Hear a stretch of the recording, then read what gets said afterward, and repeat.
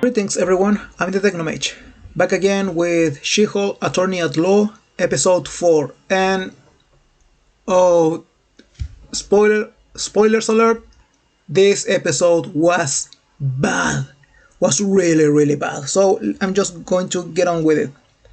So, we start this episode at a magic show where a really rubbish magician does his petty tricks and is really unsuccessful with his audience.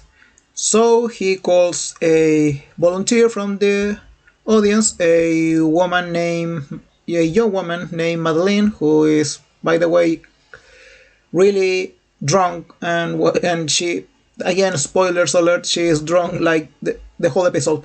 So anyway, but at the insistence of his manager, the magician pulls out a sling ring, like the one that Doctor Strange, Wong, and the other masters of the mystic arts use, and he actually opens a portal. Then the scene cuts to Wong, returning again this episode, played by Benedict Wong, and he's preparing to watch The Sopranos on a TV. He's on his apartment, I think. He's relaxed and everything, and then the woman Madeline appears from another portal, and she is really disoriented and she's still drunk, and some conversation ensues, and she spoils the episode of The Sopranos to Wong, and Wong is really angry against this magician named Donny Blaze, which I assume is some kind of reference to Johnny Blaze, the Ghost Rider. And that is how our episode starts. Well, then we got to Jennifer. She is preparing for work, and once again she breaks the fourth wall, talking about how we are all happy that Wong is back, and I kid you not, she says the following: "It's like giving the show Twitter armor for a week," referring to having Wong, an Asian man, on the series. And the cringe ensues. So, like, seriously, I mean, technically speaking, they are right, because this is what Disney and Marvel have done for the last, what, 3 movies and 5 series, using diversity and inclusion as armor against criticism. So anyway, we got to Jennifer at her office, and in her really long list of to do for this day, what is the first thing that she wants to get done with? Finish her dating profile. Yes, because that is so important. But that is interrupted because Wong arrives at her office asking for her assistance, because he wants to sue Donny Blaze into stop using the teachings of Kamartaj, because apparently Donny Blaze used to be a student on Kamartaj but was kicked out because misuse of his abilities, and wants him to stop, because now Johnny Blaze is using the portals that he created as the main act for his show. And it's very dangerous because Donny Blaze doesn't really know how to properly open portals.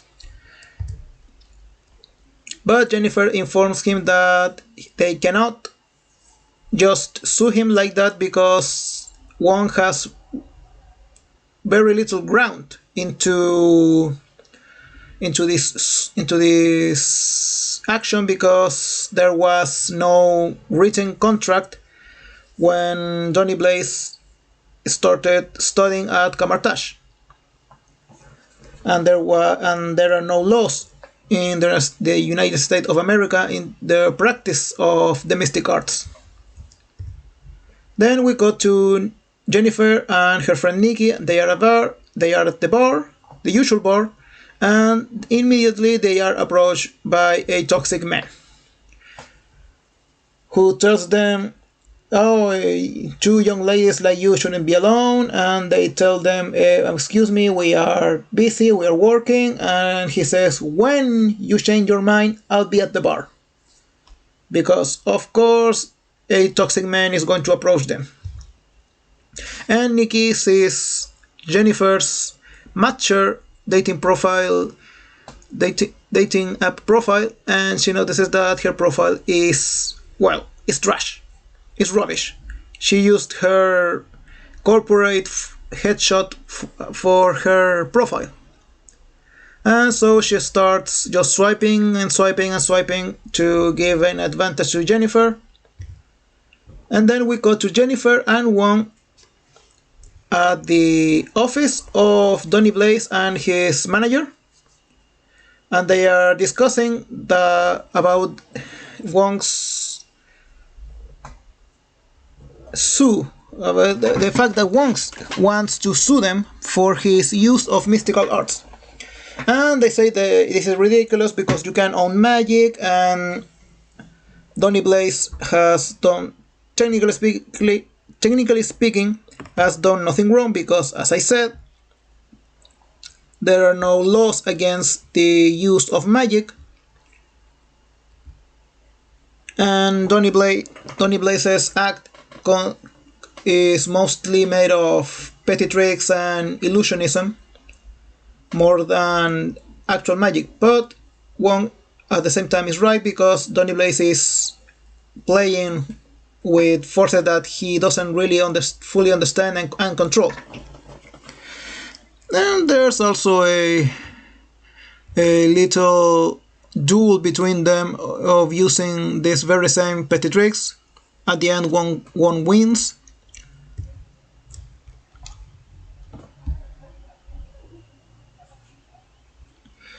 And the Johnny Blaze and his manager are cited to the court to solve this. Then Jennifer is at a date which goes horribly. I mean, her date is actually not really interested in listening to her. He pulls out his phone and starts texting. And in the end, he doesn't pay for his drinks and Jennifer has to pay for him. Then we go to the court where they are presenting the allegations.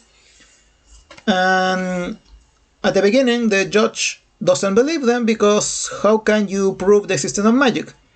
And she asks for a witness, and Wong is forced to use his abilities to open a portal and summon Madeline, who is still partying, still drunk, and she's actually happy to see Wong. She calls him Wongers. And she's asked to tell the court and the judge about his ordeal in another dimension, and she mentions that she was sent to another dimension, that she kills a bunch of goblins and probably sold her soul to a goat demon. But she says but in the end she says that it was scary but fun. And Johnny Blaze's lawyer uses this as a justification that the Wong's sue it has no grounds because Johnny Blaze, because the witness Madeline had fun even though it was a little bit scary, and that is the whole point of the magic show, to entertain. And in the end, the judge overrules the litigation. Johnny Blaze can continue to practice his act, his arts, and in the end he goes, well, making as he said, making a bird appear for Wong. Wong obviously is not happy about this, but Jennifer counsels him to not doing anything rash. Then we got back to Jennifer's apartment, and she notices that her matcher profile has no new matches. And if you can notice, what is her smartphone's wallpaper? Yes, is America's ass. So Jennifer has the great idea of making a new dating profile, this time as She-Hulk, and she gets a lot of matches. So she goes to she has many dates, I think, in the same night. They don't go very well in the beginning. The first one is kind of aggressive. The second one is a snobby director or something. The third is kind of like a fan, but he's not very funny or flattering for that. And then we have a doctor who is a pediatric oncologist. And this one actually connects with Jennifer. She actually likes him and she invites him to her place. Then we got back to Johnny Blaze still doing his act, his show, still opening portals and spiriting people away. And isn't that the truck stop that appeared on the first episode of the series? I think so.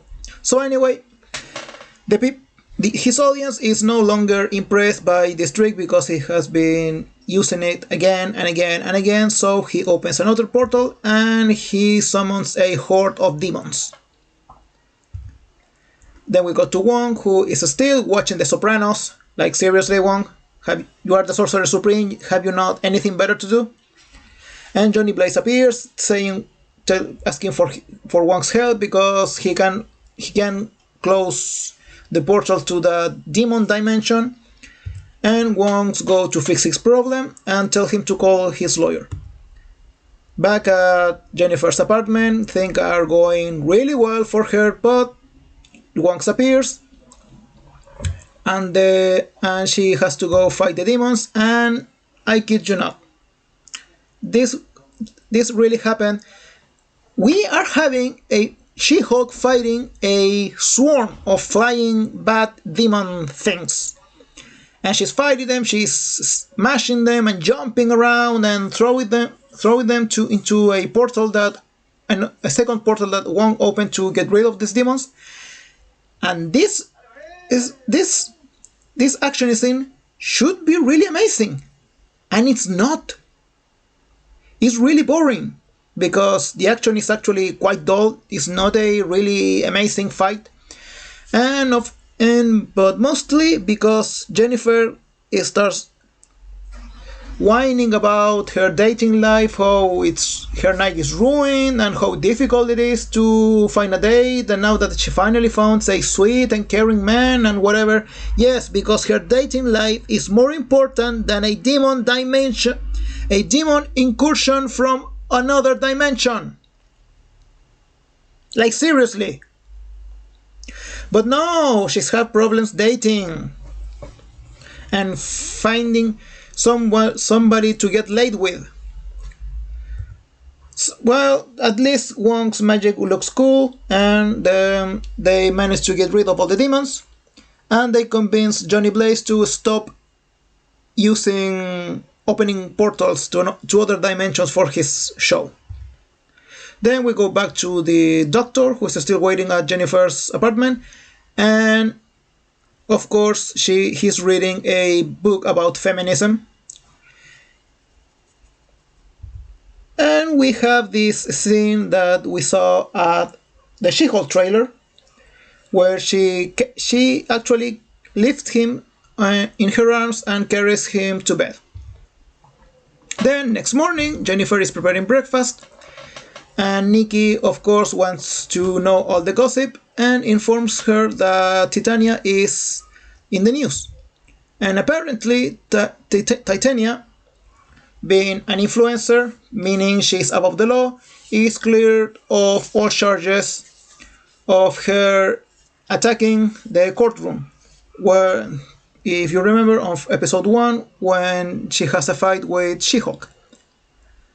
So anyway, the doctor wakes up and he leaves because the morning after he encounters Jennifer, not She-Hulk, and Jennifer is not as attractive as She-Hulk, and I have to admit, that was a really asshole move. Like, seriously, that I agree with Jennifer, that was not cool. But surprise! Jennifer is being sued by Titania. Why, you may ask? Because Titania copyright the name She-Hulk. Yes, I kid you not. And Jennifer is getting sued. And that is the end of the episode. Then, of course, we have the credits and the drawing about things that happen on the episode. And then we have the post-credit scene, which I kid you not, Wong is watching The Sopranos with Madeline, and they are talking about drinks. The end. Oh, bloody hell. Bloody hell, this was painful.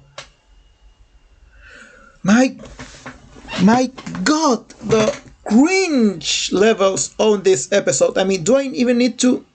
So, first of all, the rubbish magician that starts all this trouble, of course, is a man. It could not have been a female magician. No, it has to be a man. And we have the toxic man trying to hit on Jennifer and Nikki at the bar. And then we have all the dates that Jennifer had, which one went worse than the next. With the really asshole one, I mean the immature one, then the asshole one, then the snobby one, then the fanboy. Then yes, we have one with the actual doctor, which seems to be going good, but of course why is this man so good with Jennifer? Because he's a feminist. And then he turns out to be an asshole as well, because he was into She-Hulk but not Jennifer, and he quickly exits her apartment. And honestly, I think one of the worst part about the episode, besides Jennifer's rant about not managing to get a date, it was Wong. I mean, the disservice they played on this character on this episode. Like, he's supposed to be the Sorcerer Supreme, and what is he doing? Watching The Sopranos and then talking about drinks with her new friend. I mean, like, and of course him participating in this ridiculous suing. I mean, he's right, Johnny Blaze was really negligent with his use of the mystic arts, and honestly they could have made far better case on this litigation if they would have used the fact that Madeline's life was put at great risk when she was transported to another dimension. I mean, she signed a contract with a goat demon. But my point is, why is Wong the one that has to participate on this nonsense? I mean, he's the Sorcerer Supreme. Doesn't he have anything better to do? Why is not Stephen Strange the one that appears on this ridiculous episode, doing all these shenanigans, since he's no longer the Sorcerer Supreme and he has more free time? Why is it the POC man the one that has to be denigrated in this way? And then Marvel and Disney calls people like me who criticize its series racist and intolerant and whatever. So this is my review of She-Hulk Attorney at Law episode 4. Oh, this was bad. This was really bad. I mean, it was I'm telling you that this is bad. Trust me, watching this episode was worst.